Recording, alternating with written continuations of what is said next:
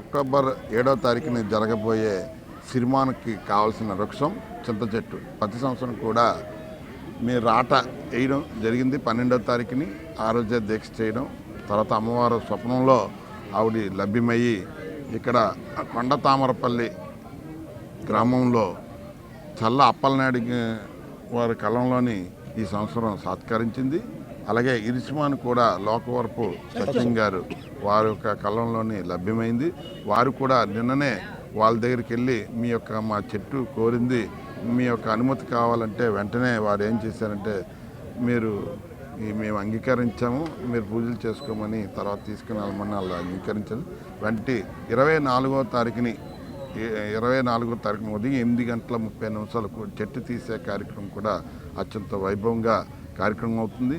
ఈ ఊర్లో గ్రామస్తులందరూ కలిపి మేమే అన్న సంతర్పం కూడా ఆ రోజు చేస్తాం. ఎంతమంది వచ్చినా మేము చేస్తాను కానీ ముందుగా వచ్చారు. ఆ రోజు కూడా అమ్మవారి పండుగ 7వ తారీఖు నెల జరుగుతుందో 24వ తారీఖు కూడా ఇక్కడ గ్రామస్తులు పైనుంచి వచ్చిన గ్రామంలో కానీ టౌన్లో వచ్చిన వాళ్ళందరికీ కూడా భోజనాలు కూడా ఏర్పాటు చేస్తానని కూడా వాళ్ళు చెప్పారు.